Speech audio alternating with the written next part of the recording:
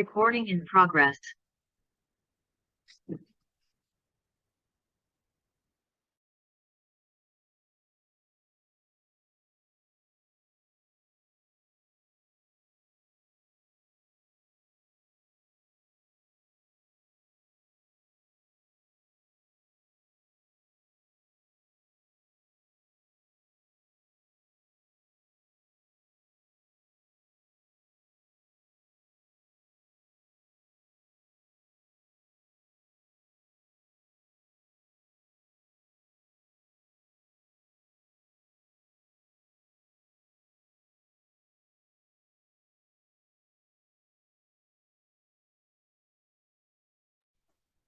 Ya, baik. Assalamualaikum warahmatullahi wabarakatuh.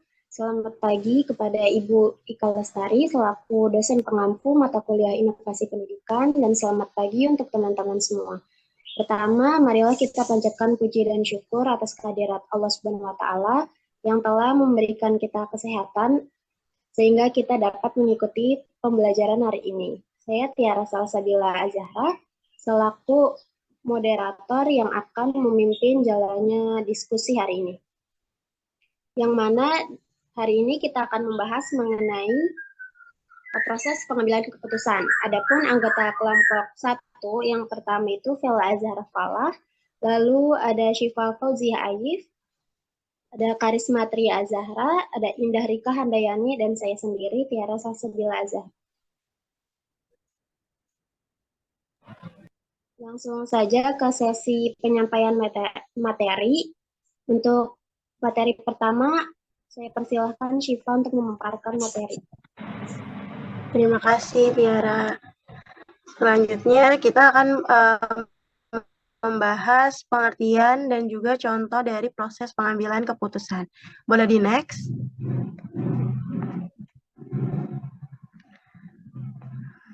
Nah, di sini ada pengertian. Di sini, sebentar. Di sini pertama pengertian menurut Rizky Dermawan tahun 2004 halaman 23, beliau mengatakan bahwa pengambilan keputusan itu merupakan ilmu dan juga seni yang harus dicari, dipelajari, dimiliki, serta dikembangkan secara mendalam oleh setiap orang. Nah, maksud dari beliau ini, seni itu bisa dikatakan seni karena kegiatannya itu selalu dihadapkan pada sejumlah peristiwa yang memiliki karakteristik keunikannya tersendiri. Nah, mengapa dikatakan ilmu? Karena menurut beliau, sebuah pengambilan keputusan itu adalah aktivitas yang memiliki sejumlah cara, metode, dan juga pendekatan yang bersifat sistematis, teratur, dan juga terarah. Nah, yang kedua ada menurut tahun 2003 halaman 66, beliau mengemukakan bahwa pengambilan keputusan adalah tindakan manajemen di dalam pemilihan alternatif untuk mencapai sasaran. Nah, maksudnya di sini adalah sebuah pengambilan keputusan itu dilakukan oleh seseorang itu dalam memilih alternatif terbaik yang ada di beberapa alternatif gitu. Terus untuk mencapai sasaran atau tujuan yang diinginkan gitu. Seperti dalam suatu organisasi itu dipilih hal-hal atau inovasi atau solusi terbaik untuk mencapai tujuan dari organisasi tersebut. Nah, yang ketiga ada menurut Johannes Supranto tahun 1989 halaman 1, beliau memaparkan secara populer dapat dikatakan bahwa mengambil atau membuat keputusan itu berarti kita memilih satu di antara sekian banyaknya alternatif yang dibuat dalam rangka untuk memecahkan permasalahan atau persoalan. Ini hampir sama seperti yang dikatakan oleh Bapak Jogianto tadi, kalau misalnya pengambilan keputusan itu merupakan sesuatu hal dari beberapa alternatif dan kita memilih satu alternatif yang dibuat untuk memecahkan masalah tersebut atau persoalan yang sedang terjadi. Next.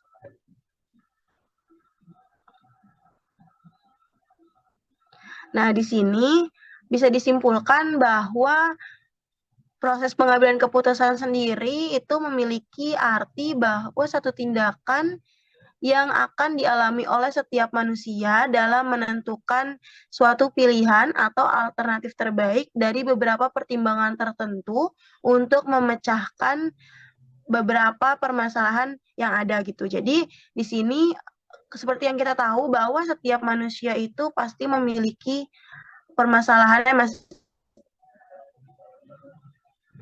seperti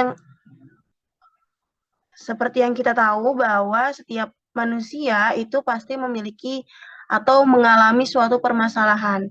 Nah, di sini tentu seseorang itu akan memilih alternatif tertentu untuk ia bisa gimana caranya permasalahan yang ia hadapi itu dapat teratasi. Nah, sebelumnya maaf tadi ini saya on cam tapi tidak bisa lagi untuk on cam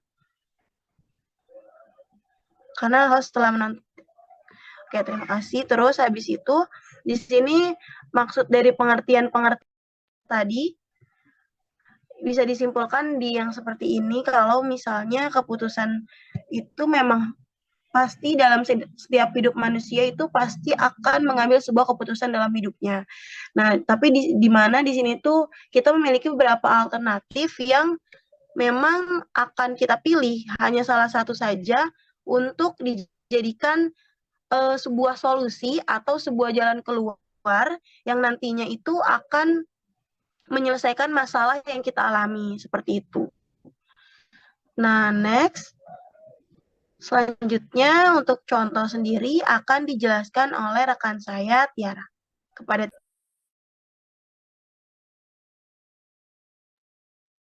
Ya, baik sih, Pak. Yang pertama ini ada contoh yang pertama yaitu tanggal 6 Juli 2017, Pak Bambang, CEO perusahaan smartphone, melakukan praktek diskriminasi harga sebagai strategi pemasarannya. Nah, Pak Bambang mencoba menurunkan harga smartphone mereka yang sangat sukses sekitar 1 juta dari harga semula 10 juta mungkin di sini. Dari harga semula 8 juta yang merupakan harga perkenalan yang telah ada sekitar 2 bulan. Next. Nah, setelah menurunkan harga produk smartphone, ia menerima email yang sangat banyak dari para pelanggan yang kecewa serta marah. Tetapi 5 hari setelah itu, Pak Bambang menawarkan 500.000 kredit yang dipakai di toko serba online store kepada pelanggan yang telah membayar penuh. Jadi dari permasalahan Pak Bambang ini, Pak Bambang mengambil keputusan dengan metode keputusan intuisi dengan pengembangan serta analisis terhadap bermacam tindakan. Jadi dengan kata lain itu, Pak Bambang berpikir kalau dengan merendahkan harga, maka menciptakan keuntungan yang lebih gitu dari sebelumnya dengan penjualan di pasaran yang terus melonjak, serta semakin banyak peminatnya.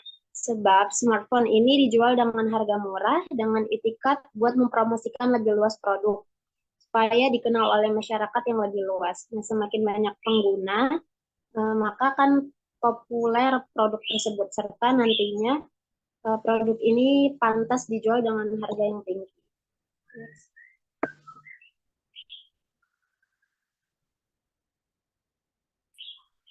Selanjutnya untuk proses keputusan inovasi sendiri. Nah, proses keputusan di inovasi ini bukan kegiatan yang dapat berlangsung seketika gitu. Nah, kenapa nggak bisa berlangsung seketika? Karena proses keputusan inovasi itu harus dilakukan dengan serangkaian kegiatan yang berlangsung dalam jangka waktu tertentu. Sehingga individu atau organisasi dapat menilai gagasan yang baru itu sebagai bahan pertimbangan untuk selanjutnya akan menolak atau menerima inovasi dan menerapkannya. Nah, ciri pokok keputusan inovasi itu dimulai dengan adanya ketidaktentuan atau uncertainty tentang sesuatu atau inovasi. Next. Nah, di sini dapat dilihat contoh kedua di mana merupakan proses keputusan inovasi, yaitu ketika kita harus mengambil keputusan untuk mengganti penggunaan kompor minyak dengan kompor gas yang sebelumnya belum pernah tahu tentang kompor gas. Nah, maka keputusan ini itu merupakan keputusan inovasi. Nah, proses pengambilan keputusan mau atau tidak mau menggunakan kompor gas ini dimulai dengan adanya serba ketidaktentuan tentang kompor gas. Nah, ketidaktentuan yang dimaksud di contoh dua ini tuh masih seperti kayak terbuka gitu berbagai alternatif. Mungkin kayak lebih bersih kah, lebih hemat, lebih tahan lama, tetapi juga bisa berbahaya atau sebagainya ketidaktentuan tersebut. Nah, untuk mengambil keputusan menerima atau menolak kompor gas ini diperlukan informasi gitu. Dengan kejelasan informasi akan mengurangi ketidaktentuan dan uh, membuat berani mengambil keputusan. Next.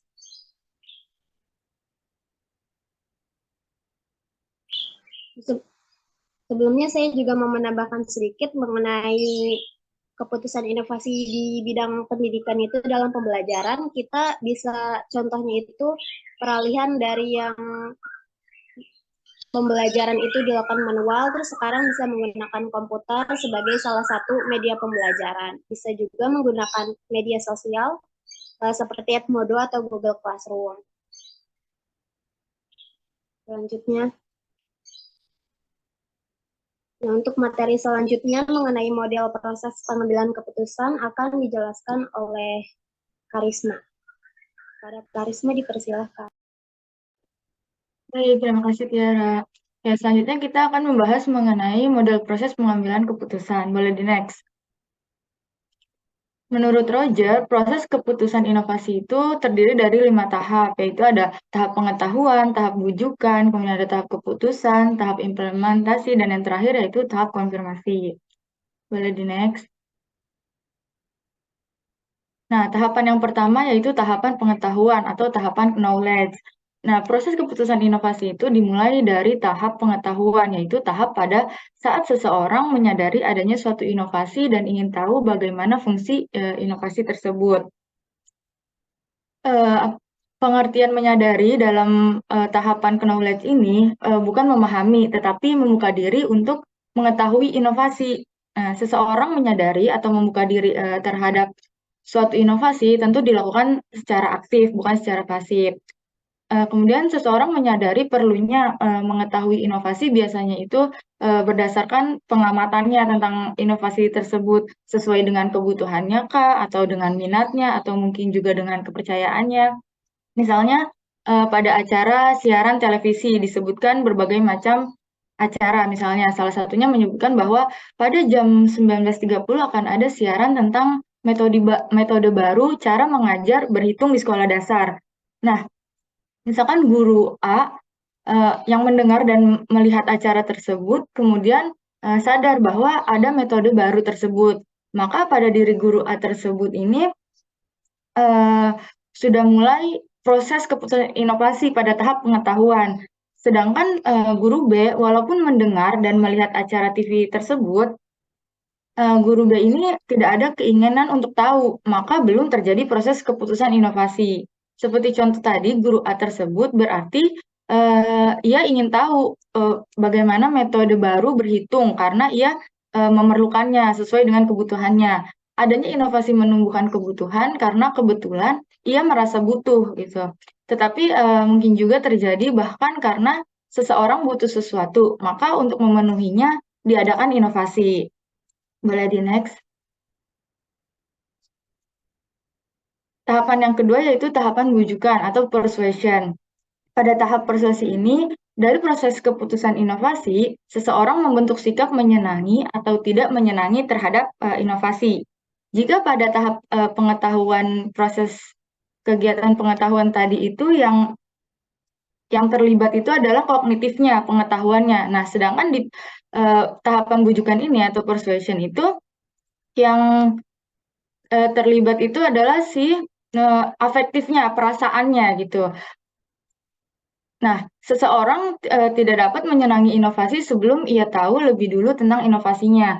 Seseorang ini akan berusaha mengetahui lebih banyak tentang inovasi dan menafsirkan informasi yang diterimanya. Pada tahap ini berlangsung seleksi informasi disesuaikan dengan kondisi dan sifat pribadinya. Disinilah peranan karakteristik inovasi dalam mempengaruhi proses keputusan inovasi. Diharapkan hasil tahap persuasi ini akan mengarahkan proses keputusan inovasi atau dengan kata lain ada kecenderungan kesesuaian antara menyenangi inovasi dan menerapkan inovasi. Namun perlu diketahui juga bahwa sebenarnya antara sikap dan aktivitas itu masih ada jarak. Orang menyenangi inovasi belum tentu ia menerapkan inovasi. Nah, ada jarak atau kesenjangan antara pengetahuan dengan sikap dan penerapan atau praktek. Misalnya, seorang guru tahu tentang metode atau diskusi cara menggunakannya dan senang seandainya menggunakannya. Tetapi ia tidak pernah menggunakannya gitu karena beberapa faktor. Misal tempat duduknya tidak memungkinkan, jumlah siswanya terlalu besar, dan mungkin takut bahan pelajarannya tidak akan dapat disajikan sesuai dengan batas waktu yang ditentukan. Maka perlu ada bantuan pemecahan masalah gitu. Boleh di next. Tahapan yang ketiga ini yaitu decision atau tahap keputusan. Tahap keputusan dari proses inovasi ini berlangsung jika seseorang melakukan kegiatan yang mengarah untuk menetapkan, menerima, atau menolak inovasi. Menerima inovasi berarti sepenuhnya akan menerapkan inovasi. Begitupun sebaliknya, menolak inovasi berarti tidak akan menerapkan inovasi. Sering terjadi seseorang akan menerima inovasi setelah ia mencoba lebih dahulu. Inovasi yang dapat dicoba biasanya itu lebih cepat diadopsi. Nah, percobaannya itu dapat dilakukan oleh orang lain, seperti misalkan review barang terlebih dahulu, atau trial by others, atau mungkin social system. Nah, perlu diperhatikan bahwa dalam kenyataannya, pada setiap tahap dalam proses keputusan inovasi dapat terjadi penolakan inovasi.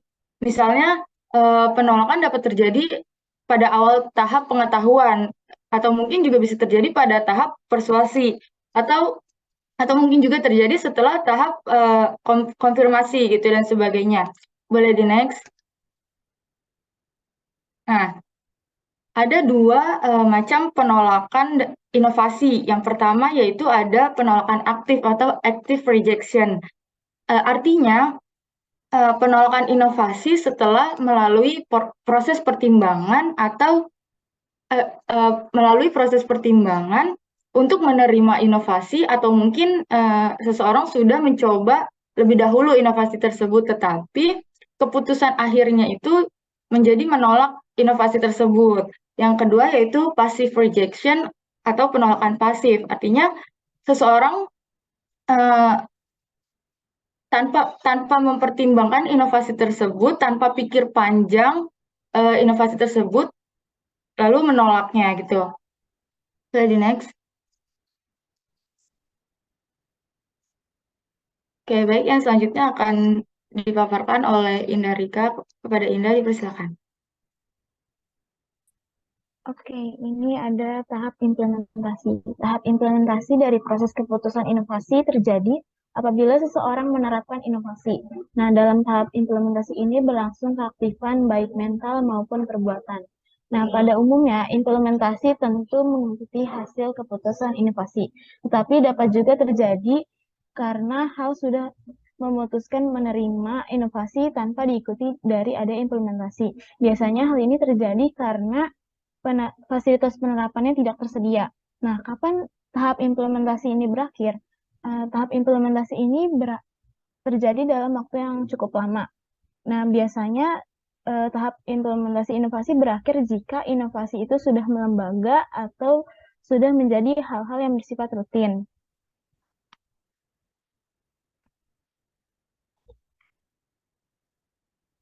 Lalu ada confirmation. Dalam tahap konfirmasi ini, seseorang mencari penguatan terhadap keputusan yang telah diambilnya, dan ia dapat menarik kembali keputusannya jika memang diperoleh informasi yang bertentangan dengan informasi semula. Tahap konfirmasi ini sebenarnya berlangsung secara berkelanjutan sejak terjadinya keputusan menerima atau menolak inovasi yang berlangsung dalam waktu yang tidak terbatas. Selama dalam tahap konfirmasi ini, seseorang berusaha untuk menghindari terjadinya disonansi atau paling tidak berusaha untuk menguranginya dengan cara mengubah pengetahuannya, sikapnya, ataupun perbuatannya.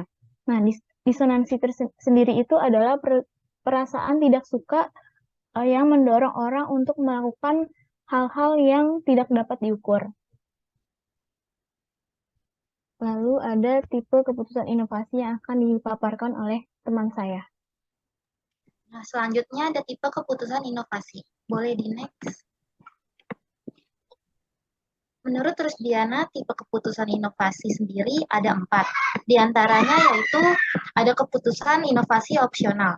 Keputusan inovasi opsional adalah pemilihan menerima atau menolak inovasi berdasarkan keputusan yang ditentukan oleh individu secara mandiri tanpa bergantung atau terpengaruh dari dorongan anggota sistem sosial yang lain. Yang kedua, ada keputusan inovasi kolektif.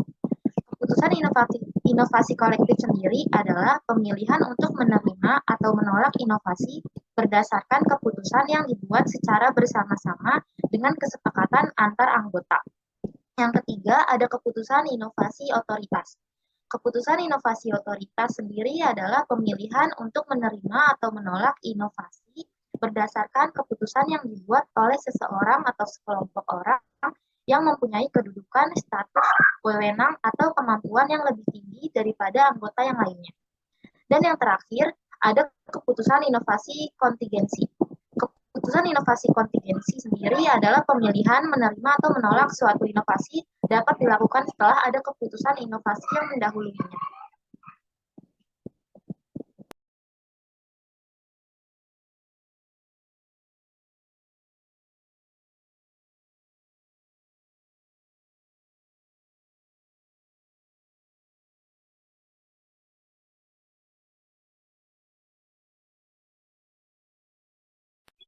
Ya, baik, demikian presentasi dari kelompok kami.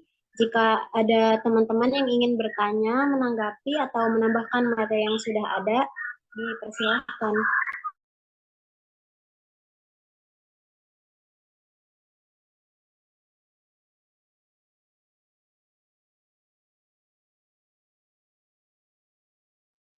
Oke, coba di stop share dulu, Indah Rika.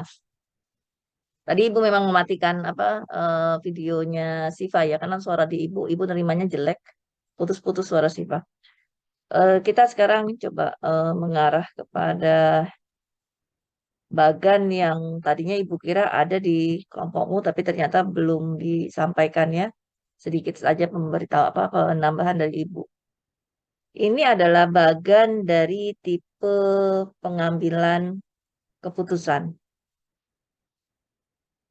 Di dalam kondisi sebelum seseorang itu menyadari atau mengetahui adanya keberadaan inovasi, tentu dia memiliki kondisi sebelumnya yang selama ini sudah dilakukan oleh orang tersebut atau sudah diterapkan ya, baik itu di kehidupan sehari-harinya maupun dalam berbagai sektor.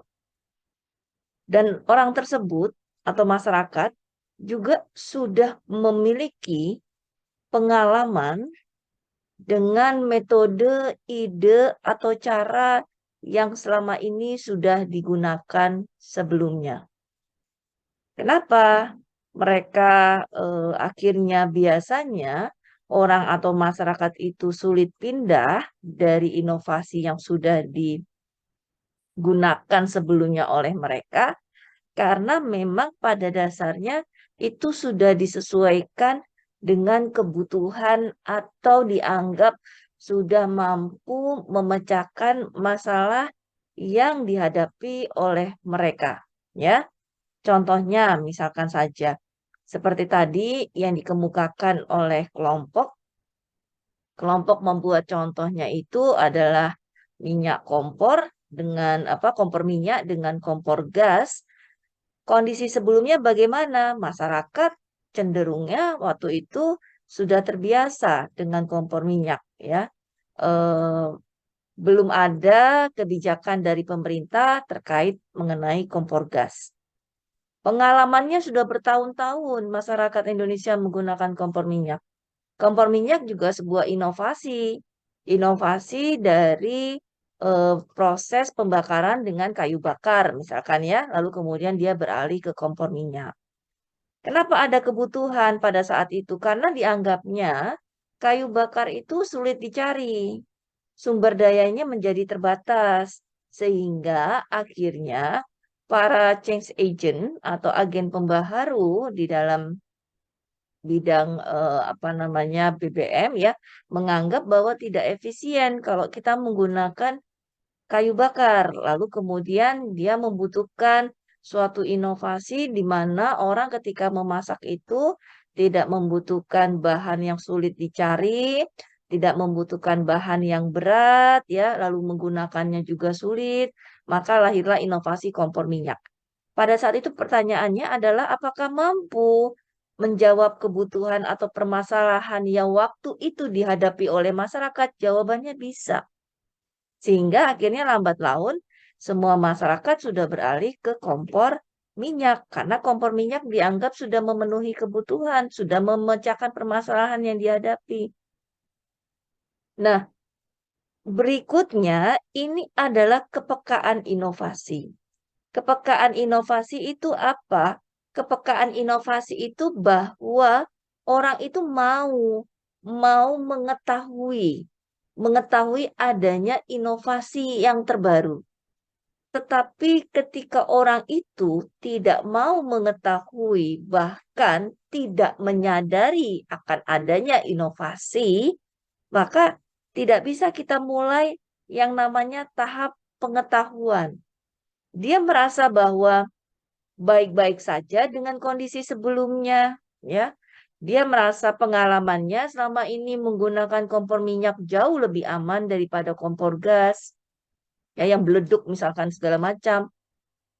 Mereka merasa bahwa dengan kompor minyak masalahnya sudah teratasi karena mereka hanya membutuhkan alternatif energi di mana mereka tidak perlu repot-repot mencari kayu bakar ya, tapi kemudian mereka mendapatkan kompor minyak itu sudah cukup untuk mereka ya.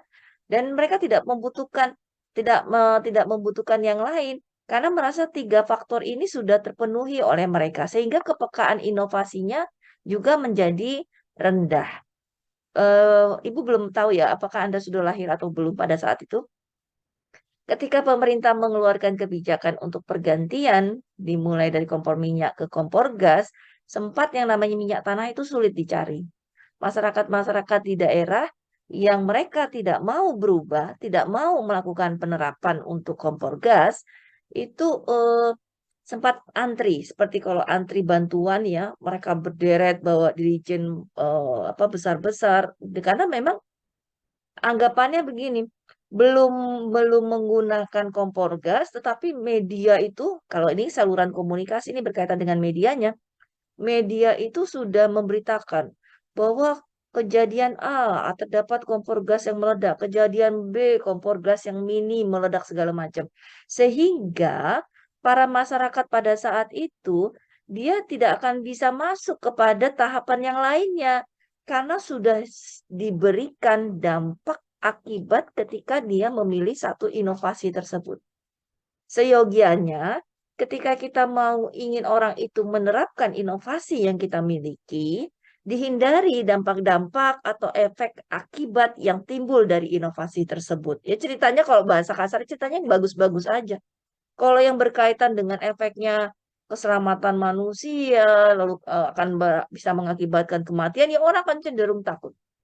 Sehingga akhirnya pada saat itu pemerintah membatasi produksi untuk minyak tanah yang akhirnya mau tidak mau artinya top down ya akhirnya inovasinya itu top down artinya mengikat memaksa orang-orang untuk pindah ke kompor gas karena kalau dia masih kompor minyak sulit dia memperoleh sumber daya minyaknya itu yang akhirnya mereka mau menerapkan si kompor gas. Nah di tahap pengetahuan itu yang pertama karakteristik pengambil keputusannya kita harus tahu dulu siapa audiens kita. Siapa audiens penerima kita, penerima inovasi itu? Karakteristiknya bisa dilihat dari karakteristik sosial sikapnya, ya. Apakah orang itu antipati tidak dengan inovasi yang kita berikan? Apakah dia itu merupakan masyarakat-masyarakat yang memiliki kohesivitas tinggi atau keeratan tinggi atau ketaatan sangat tinggi dalam agama ya atau apa pikirannya masih apa namanya masih konvensional di dalam tahap pengetahuan. Lalu kita juga harus melihat apakah sasaran si inovasi itu status sosial ekonominya bagaimana? Karena kecenderungannya semakin tinggi status sosial ekonomi seseorang, semakin tinggi latar belakang pendidikan, itu berkaitan dengan karakteristik, maka dia akan lebih mudah menerima inovasi dibandingkan, mohon maaf, misalkan masyarakat-masyarakat yang berpendidikan rendah. Status sosial ekonominya rendah, itu akan sangat sulit diminta untuk berpindah ke tahapan yang lainnya, ya. Meskipun akan ada kemungkinan tetapi upaya yang dilakukan oleh agen pembaharu untuk membujuk atau mempersuasi orang-orang tersebut jauh lebih sulit dibandingkan karakteristik audiens atau pengguna, calon pengguna yang memiliki karakteristik latar pendidikan baik dan status sosial ekonomi menengah ke atas. Kalau ketika misalkan si audiens itu sudah memahami bahwa ada inovasi, sudah diketahui adanya inovasi, maka dia akan pindah ke tahap bujukan. Tahap bujukan itu apa saja? Tahap bujukan itu bagaimana si change agent ini, agen pembaharu ini, melakukan persuasif kepada calon penggunanya. Persuasifnya melihat apa saja? Oh, dia ada karakteristik inovasinya bisa diamati. Ini loh inovasi yang saya miliki. Metodenya begini. Ini akan memberikan manfaat yang bla bla bla bla bla bla bla. Ya, seperti yang kemarin Ibu sampaikan 2 minggu lalu, bahwa ketika sebuah inovasi mau diterima, karakteristik yang pertamanya harus bisa diamati inovasi itu. Kalau sebuah inovasi itu tidak bisa dilihat ya secara kasat mata, tapi hanya sebuah ide, biasanya masyarakat akan lebih antipati dibandingkan eh, tipe-tipe inovasi yang sifatnya adalah produk. Keuntungan relatif, memberikan keuntungan tidak. Jadi ya, di dalam tahapan bujukan itu kita harus membujuk ke para pengguna itu bahwa oh inovasi yang akan saya berikan ini akan menguntungkan untuk Anda dari segi efisiensi biayanya, dari segi efektivitas waktunya, Anda akan lebih apa namanya singkat di dalam memasak kalau ketika menggunakan kompor gas dibandingkan kompor minyak. Nah, itu dijelaskan semuanya. Begitu juga dengan kompatibilitas. Kompatibel nggak? Bisa nggak orang-orang itu menggunakannya? Mampu tidak dia mengoperasionalkannya? Mampu tidak dia menerapkannya? Kalau dia tidak mampu menerapkan, mengoperasionalkan, maka itu akan terkendala di dalam tahapan bujukan.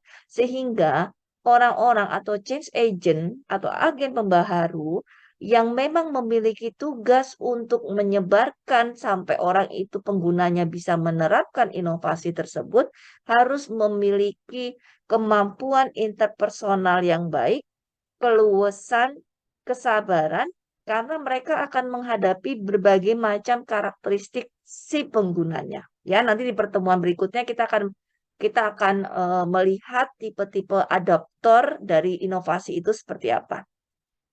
Berikutnya adalah kompleksitas. Upayakan agen pembaharu itu jangan sampai mencitrakan bahwa inovasinya itu sulit ya, karena dia akan sulit nanti di tahap bujukan ini. Berikutnya adalah tahapan keputusan. Tahapan keputusan itu adalah yang paling penting dari sebuah proses pengambilan keputusan inovasi. Karena ini akan menghasilkan dua hal. Apakah si adopter itu mau menerima ataukah dia menolak?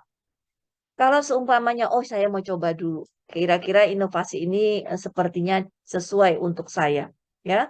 Nah, lalu kemudian ada orang yang cepat sekali dia menerimanya.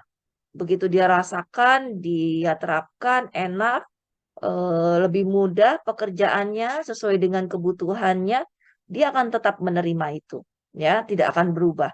Tapi ada orang-orang yang dia akan terlebih dahulu melihat teman-teman lainnya, apakah teman-teman yang sudah menerima inovasi atau sudah melaksanakan inovasi itu merasakan efek positifnya, baru kemudian dia menerima Jadi kita katakan dia terlambat menerima. Ada yang cepat menerima, ada yang terlambat menerima. Kalau terlambat menerima itu biasanya orang-orang yang nggak berani mengambil resiko, ya. Nah, tapi kemudian di dalam tahapan penerimaan ini ada juga yang ketika dia sudah merasakan atau menikmati inovasi tersebut, akhirnya bisa terjadi yang namanya penolakan. Penolakan itu ada dua juga. Ada orang yang memang dari awal sudah pasti menolak, sudah pasti tidak mau inovasi itu dan tidak berubah keputusannya. Dan yang kedua itu adalah yang terlambat menerima. Jadi terlambat menerima ini ada di dua sisi ya. Artinya dia ketika dia sudah mau mencoba dan kemudian dia merasakan, tapi tiba-tiba dia bisa melakukan penolakan karena dia setelah merasakan, setelah mengamati, setelah mencoba, oh ini kok rasa-rasanya inovasi ini nggak sesuai dengan kebutuhan saya, tidak mampu memecahkan masalah saya, maka dia akan berubah menjadi sebuah penolakan. Sehingga yang namanya tahapan keputusan ini sangatlah labil. Belum tentu orang yang tetap menerima akan tetap menerima. Semua itu sangat bergantung kepada tahapan bujukan yang dilakukan oleh agen pembaharu. Ketika di tahapan keputusan di sini sudah ada penerimaan, maka mulailah tahapan penerapan sampai pada tahapan konfirmasi. Ya, artinya kita meminta pendapat-pendapat ya. Kalau kalau itu kan kadang-kadang semacam ulasan ya. Kalau di apa marketplace kan seperti ulasan setelah kita mencoba suatu suatu produk, bagaimana caranya. Nah, untuk inovasi itu juga ada yang namanya tahapan konfirmasi.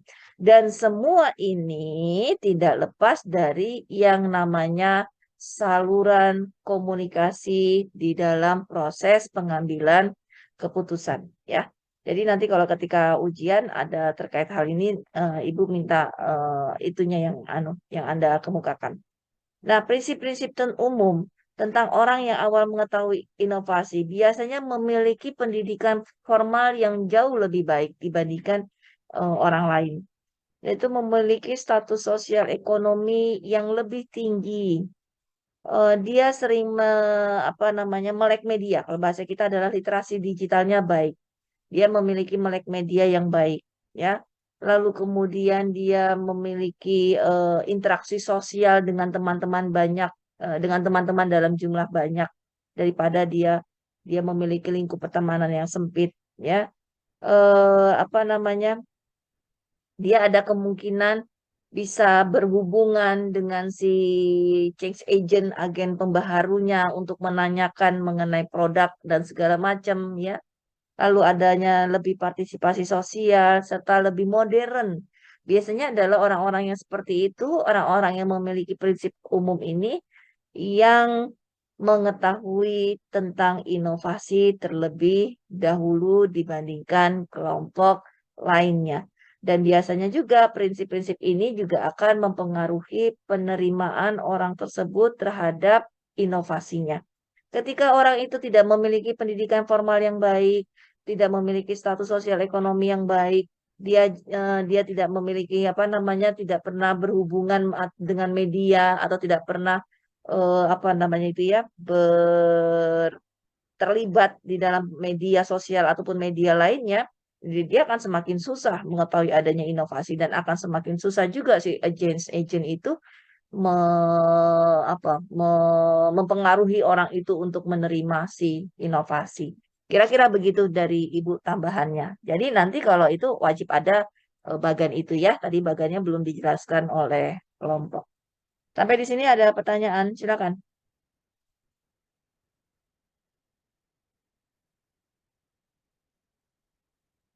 Nanti Ibu ketika di UTS UAS-nya, UTS atau UAS hanya mencontohkan misalkan proses pengambilan keputusannya dimasukkan dalam bidang inovasi pendidikan ya. Jadi Anda contohkan itu. Oke, kita absen.